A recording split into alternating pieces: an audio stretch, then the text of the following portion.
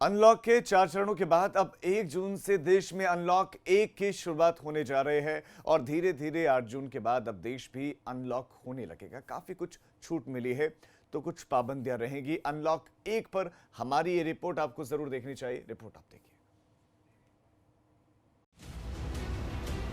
25 मार्च से लॉकडाउन में पड़ा हिंदुस्तान अब अनलॉक होने जा रहा है।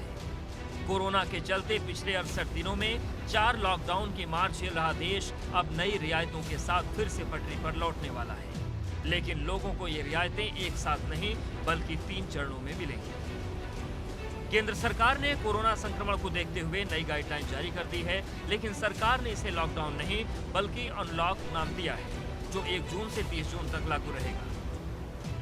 अनलॉक का पहला चरण 8 जून से शुरू होगा, जिसमें शर्तों के साथ ज्यादा रियायतें होंगी। 8 जून से देश में होटल और रेस्टोरेंट के साथ धार्मिक स्थल भी खोलने की इजाजत दे दी गई। 8 जून से ही शॉपिंग मॉल भी खुल जाएंगे। इसके अलावा एक राज्य से दूसरे राज्य में जाने के लिए पास जरूरी नहीं होगा। अनलॉक में रात 9 बजे से सुबह 5 बजे तक कर्फ्यू रहेगा और ये नाइट कर्फ्यू 30 जून तक लागू रहेगा। इस दौरान सामाजिक आयोजनों पर रोक बरकरार रहेगी और अनलॉक का दूसरा चरण 2 जुलाई से शुरू होगा, जिसमें स्कूल कॉलेजों को खोलने पर फैसला लिया जाएगा। देश में कोरोना के तेजी से बढ़ते मामलों को देखते हुए 1 जून से लागू होने वाले अनलॉक 1 में पहले की तरह लोगों को कई नियमों का पालन करना जरूरी होगा। अनलॉक के पहले फेज में लोगों को सार्वजनिक जगहों पर मास्क लगाना जरूरी होगा और लोगों को सोशल डिस्टेंसिंग का पालन करना होगा। अनलॉक 1 में भी शादियों में सिर्फ 50 मेहमान ही शामिल हो सकेंगे, जबकि अंतिम संस्कार में सिर्फ 20 लोगों की इजाजत होगी। इसके अलावा सार्वजनिक जगहों पर पान और गुटखा खाकर थूकना गैर कानूनी है। दरअसल 25 मार्च से लॉकडाउन की वजह से देश में तमाम आर्थिक गतिविधियां और कामकाज बुरी तरह प्रभावित हो रहे हैं और सरकार के सामने कोरोना संक्रमण पर नियंत्रण के साथ ही देश की आर्थिक सेहत सुधारने की दोहरी चुनौती है। ऐसे में केंद्र सरकार धीरे धीरे फिर से बाजारों, दुकानों और जरूरी सेवाओं को एक के बाद एक शुरू करने की दिशा में आगे बढ़ रही है। ब्यूरो रिपोर्ट, एबीपी खबर। तो लॉकडाउन के बाद लॉकडाउन के 4 चरण हुए और अब उसके बाद अनलॉक 1 की शुरुआत 1 तारीख से। सार्वजनिक जगह पर मास्क पहनना अनिवार्य है। ये तो आज भी जरूरी है, लेकिन ये अनलॉक 1 में भी जारी रहेगा। आपको याद रखना है, आप जब भी यात्रा करें फेस मास्क जरूरी है। फेस मास्क आपका लगाया होना जरूरी है। 2 गज की दूरी का जो नियम बताया प्रधानमंत्री ने, उसका पालन बहुत जरूरी है, यानी कि सोशल डिस्टेंसिंग, उचित दूरी अख्तियार करनी है। शादियों में 50 से ज्यादा लोग नहीं आ सकते हैं, ये नियम पहले भी था, अभी भी है। और अंतिम संस्कार में 20 से ज्यादा लोग शामिल नहीं हो सकते हैं, ये आज भी जरूरी है और अनलॉक 1 में भी है। सार्वजनिक जगह पर अगर आप थूकते हुए पाए गए तो ये अपराध की श्रेणी में है, आप पर कार्रवाई हो सकती है। सार्वजनिक जगह पर पान गुटखा खाना बैन है। ये पान गुटखा बीड़ी सिगरेट कितना खतरनाक है कोरोना के समय में, ये पहले ही डॉक्टर्स कह चुके हैं कि ये बहुत खतरनाक है। कोशिश कीजिए कि इनसे दूरी ही आप बनाएं और सार्वजनिक जगहों पर अगर आप ये सब करते हुए पाए गए, थूकते हुए पाए गए, तो आप पर कार्रवाई होगी। होटल रेस्टोरेंट खुल जाएंगे 8 तारीख के बाद से। फेज 1 में खुलने वाला है। कर्फ्यू रहेगा रात को 9 बजे से सुबह 5 बजे तक। तो 8 तारीख से जो फेज 1 में खुलने वाली जो चीजें हैं वो समझ लीजिए आप कि धार्मिक स्थल खुल जाएंगे, मंदिर मस्जिद धार्मिक स्थल खुलेंगे, होटल भी खुलेंगे, रेस्टोरेंट भी खुलेंगे। अभी तक रेस्टोरेंट में सिर्फ किचन खोल रहे थे, होम डिलीवरी हो रही थी, लेकिन अब रेस्टोरेंट खुल जाएंगे। डाइन इन, आप रेस्टोरेंट में जाकर बैठकर खाना खा सकते हैं।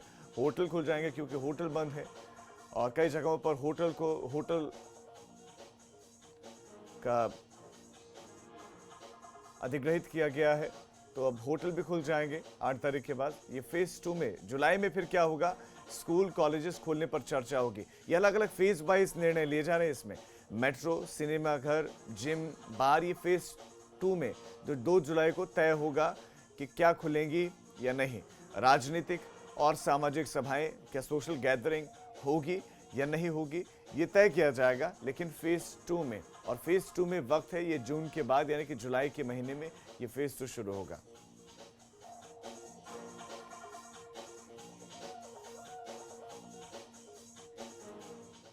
धार्मिक स्थलों को खोलने के लिए केंद्र सरकार का शुक्रिया किया जा रहा है। इबादत गाहों के खुलने की गाइडलाइंस के बाद अपील की जा रही है कि आप सोशल डिस्टेंसिंग के नियमों का पालन करें।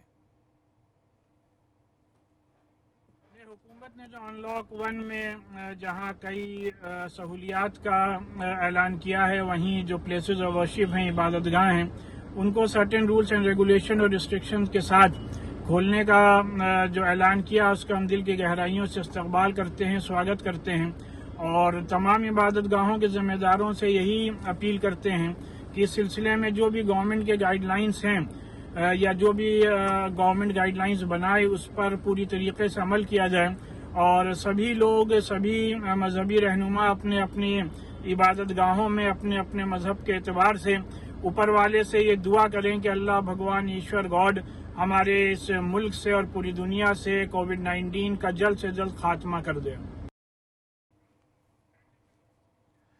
तो जो धर्मगुरु हैं उन्होंने शुक्रिया अदा किया है, स्वागत किया है इस निर्णय का कि धार्मिक स्थल अब खोले जाएंगे, क्योंकि ये मांग पहले से शुरू हो गई थी। साधु संत भी यही मांग कर रहे थे कि आप जब शराब की दुकानों को खोल सकते हैं तो धार्मिक स्थल तो आपको खोल ही देने चाहिए थे। लोग वहाँ पर पहले से ही संयम बरतते हैं, वहाँ पर शांति के लिए, सुकून के लिए जाते हैं, लोग वहाँ पर नियमों का पालन करते हैं, तो धार्मिक स्थल को खोलने का निर्णय ले ही लिया।